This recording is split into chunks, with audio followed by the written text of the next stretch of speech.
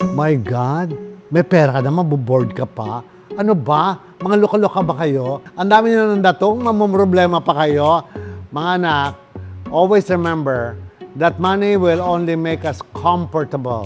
Pero dapat utusan natin ng pera saan siya papunta na makakatulong tayo sa ating kapwa, makakapagpaganda ng buhay ng maraming tao. Marami ka ng pera, magbo-board ka pa. Ito ay mga ugali ng mga super rich na hindi naantabayanan o na-guide ng kanilang magulang. May kasabihan nga that the first generation works very, very hard and save very, very hard.